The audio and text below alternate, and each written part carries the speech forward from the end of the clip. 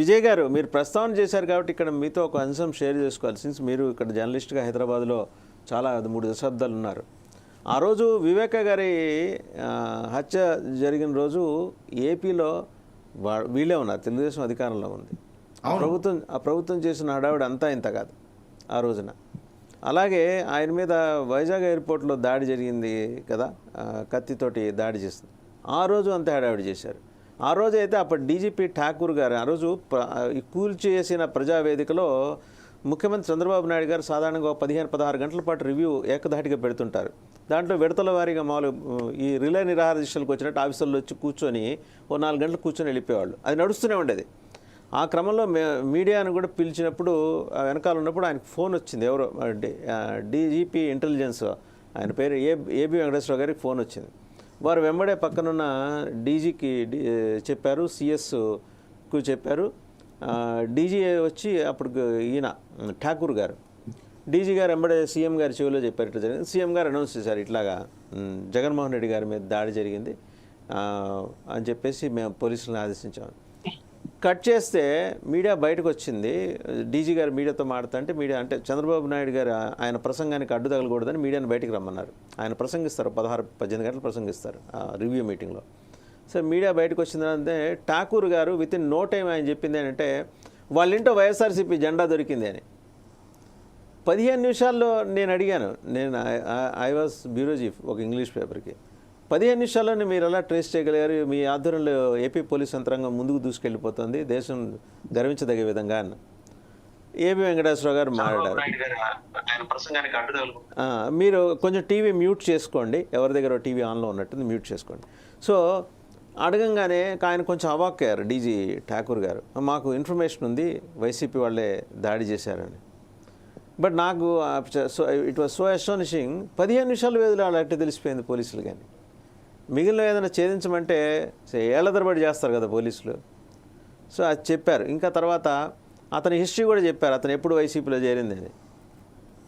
అది నేను అడగటం మొదలెట్టిన తర్వాత ఏబి వెంకటేశ్వర ఇంకా ఆయన పక్కకి తీసుకెళ్ళి వదిలేట్లేరు మీడియా, ఎందుకు లేనిపోయింది అంటే వాళ్ళ మీడియా బలంగా ఉండేది అప్పుడు, టీడీపీ మీడియా. వాళ్ళు కవర్ చేసి మొత్తానికి వాళ్ళే కాటన్ చేసుకుని ఆయన తీసుకెళ్ళిపోయారు. సో వాళ్ళకి చాలా బాగా తెలిసేవండి ఏమన్నా విషయాలు. వాళ్ళు వీరబ్రహ్మం గారి వారసులు, పోతులూరి వాళ్ళకంటే భవిష్యత్తు కూడా చెప్పేయగలరు తెలుగుదేశంలో నాయకులు. అట్లా వాళ్ళు చెప్పారేమో ఆ రోజు. ఇప్పుడు మీరు అన్నది వాళ్ళకి ఎట్లా ముందరే ఫోర్సి అప్పటి నుంచి చెప్పుకుంటూ వస్తున్నారండి. ఈ రోజు కదా ఆపలా. ఒక 9 నెలలు 10 నెలలు ఒక 2-3 ఛానల్స్ అయితే పొద్దున్న 7ంటికి అవినాష్ రెడ్డిని అరెస్ట్ చేసేవి, మధ్యాహ్నం వదిలిపెట్టేవి. నేను చూస్తున్నాను మధ్యలో వాళ్ళే జడ్జి అవతారాలు వేస్తారు, వాళ్ళే జైలు, అన్ని అవతారాలు వాళ్ళే వేస్తారు. బయట జోకు కూడా ఉందండి. వివేకానంద రెడ్డి కేసు ఏమైందంటే సిబిఐని అడగొద్దండి, ఏబిఎన్ వాళ్ళకి అప్పగించారు, సిబిఐ వాళ్ళు ఏబిఎన్ వాళ్ళు చూసుకుంటారులే అని కూడా బయట చర్చ అటువంటి జోక్ జరిగినటువంటిది ఉన్నది. ఆ రకంగా వాళ్ళు సిబిఐ కూడా కాదని మీడియా సంస్థలు అట్లా విచారణ చేసినా ఏం తేల్చలేకపోయారు. చివరికి ఏం తేల్చారు? మళ్ళీ ఇప్పుడు సునీతారెడ్డిని ముందల పెట్టి చెప్పడు. సునీతారెడ్డి గారు చెప్పిన పేర్లు అంటే మీరు అన్నట్టు తెలుగుదేశంకి సంబంధించినటువంటి అదొక విచారణ జరుగుతున్నది, అది కోర్టు తేలుస్తుంది. ఇప్పుడు ఎలక్షన్ ఉన్న నేపథ్యంలో సునీతారెడ్డి గారిని తీసుకొచ్చి రాజకీయంగా ఉపయోగించుకోవాలని చేస్తున్నారు. అయితే అది ప్రజలు నిర్ణయిస్తుంది. అసలు ఇది ప్రజల ఎజెండా అవుతుందా? వివేకానంద రెడ్డికి సంబంధించి ఇప్పుడు అదే డిబేట్. వివేకానంద రెడ్డికి వివాహేతర సంబంధాలు విపరీతంగా ఉన్నాయని రాజకీయంగా పొలిటికల్ గా చూసిన ప్రతి ఒక్కరికి, ఆ జిల్లాలో చూసిన ప్రతి ఒక్కరికి తెలిసినటువంటిది. ఆ వివాహేతర సంబంధాలతో అనేక వాటి మీద కూడా జోకులు, జర్నలిస్టుల మధ్యలో బాగా జోకులు జరిగేది ఆ సంబంధించినటువంటి. అట్లాంటి అంశాన్ని ఎలక్షన్ ఎజెండాగా చేస్తారా అనేది కూడా చూసుకోవాల్సినటువంటి అవసరం ఉన్నది. రేపు ఎలక్షన్ ఎజెండా ప్రజల ఇష్యూనా, వివేకానంద రెడ్డి మర్డర్, వివేకానంద రెడ్డి వివాహేతర సంబంధాలు, వివేకానంద రెడ్డి వారసత్వ సమస్య, ఇదే ఎలక్షన్ ఎజెండా అవుతుందా? ఇదే ఎలక్షన్ ఎజెండా చేస్తారా పార్టీకి సంబంధించినటువంటి వాళ్ళు?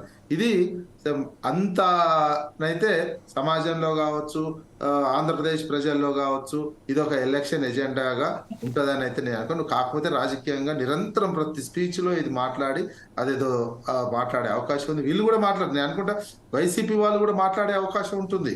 ఇప్పుడు ఇంతవరకు వచ్చిన తర్వాత ఇదే మాట్లాడితే ప్రతి సభలో ఇప్పుడు వివేకానంద రెడ్డికి ఉన్న వివాహేతర సంబంధాల లిస్టు కూడా ఎవరైనా ఆ పార్టీ వాళ్ళు చదువుతారు ఇక కొద్ది రోజుల్లో. ఇక్కడ వివాహేతర సంబంధాలు ఇవన్నీ ఇదే ఎజెండా అవుతుంది ఎలక్షన్ లో. ఇక ఈ రకమైనటువంటి దానికి సంబంధించినటువంటి అంశమే ఆంధ్రప్రదేశ్ ప్రజల మీద ప్రచారాస్త్రంగా రుద్దుతామంటే ప్రజలు అది తీసుకోరు. డెవలప్మెంట్ యాక్టివిటీసే ప్రజలకు ఎజెండా చూస్తారు. సమాజం మన ఆంధ్రప్రదేశ్ ఏ రకంగా ముందుకు పోవాలనే అంశమే ఎజెండాగా ఉంటుందని అయితే నేను అనుకుంటున్నాను. అది ఆంధ్రప్రదేశ్ సంబంధించిన రాజకీయాల్లో వివేకానందకు సంబంధించినటువంటి ఒక హత్య కేసుకు సంబంధించినటువంటి అంశం.